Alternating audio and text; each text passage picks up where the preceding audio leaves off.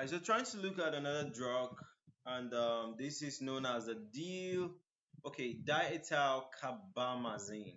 Okay, so we'll be looking at the pharmacology of this great drug.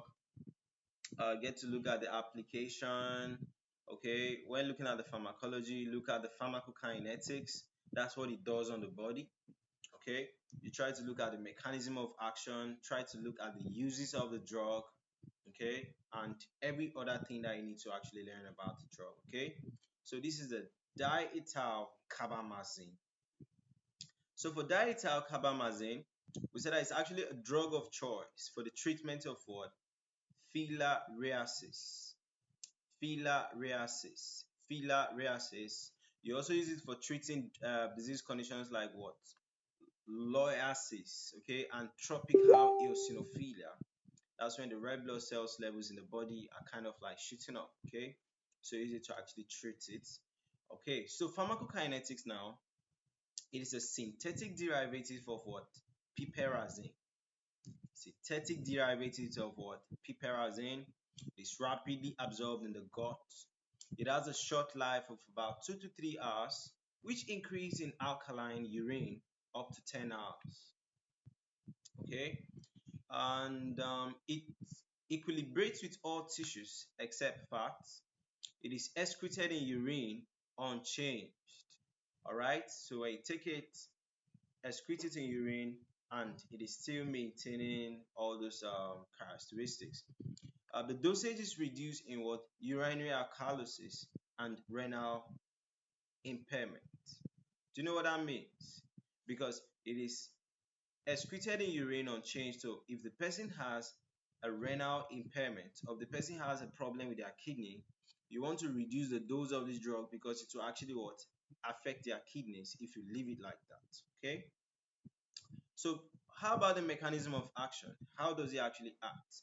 If you say that it is a drug of choice for treatment of filariasis, loiasis, and tropical eosinophilia, the mechanism of action should be against those organisms, right?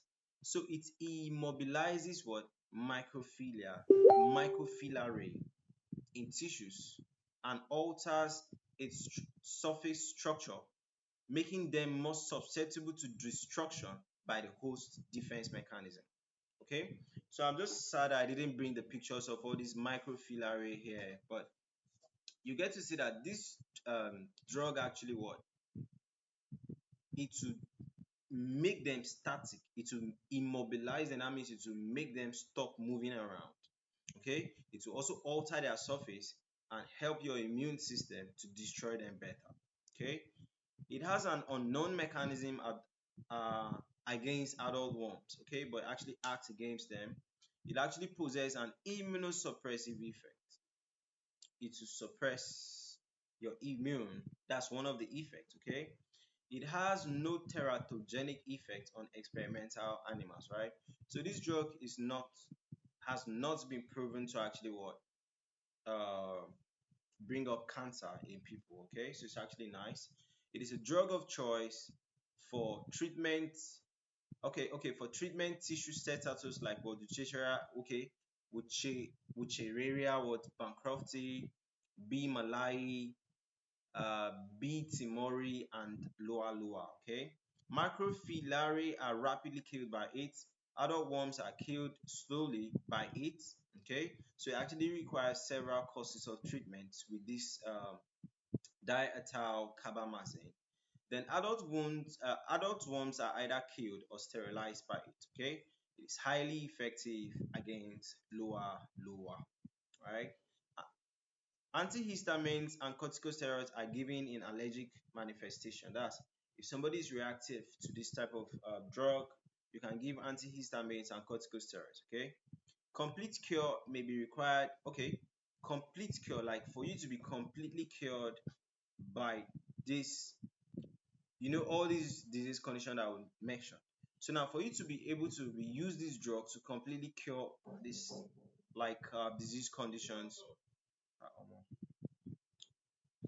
okay, it will actually require like several courses of treatment over 1 to 2 years, right? So over a period of 1 to 2 years, you have to like treat it like treat it, like you follow up the treatment for about 1 to 2 years, right? So the drug may be used in prophylaxis for disease conditions like what Loiasis and what bancrofti and Malayan filariasis. Okay, then you can also use it for a disease condition like tropical eosinophilia, like we have mentioned, and the Manzanella streptococcus, right? All of that. Then, okay, drug induced reactions induced by dying parasites.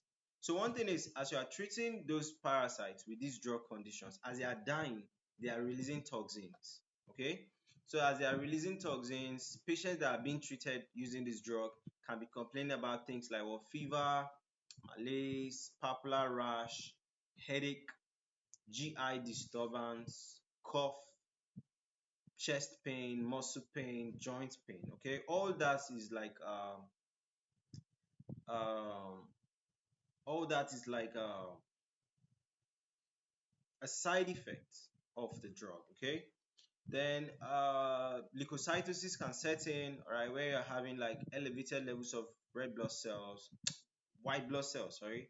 Okay, proteinuria, the patient can be urinating and it's frothy. There'll be increased eosinophilia, there will be retinal hemorrhage, there will be what encephalopathy, there could be lymphangitis, that's inflammation of limbs, and there could be enlargement of limbs. And all these actually what make up the side effects of this drug. Okay, contraindications like when you shouldn't use this drug or when you should use this drug with caution in patients that are hypertensive, patients that have renal disease, patients that are suspected of having malaria, okay, patients with what lymphangitis, right? You should be careful or you shouldn't use this drug on them. Okay, so I think that's it for diethylcarbamazine, pharmacology of diethylcarbamazine.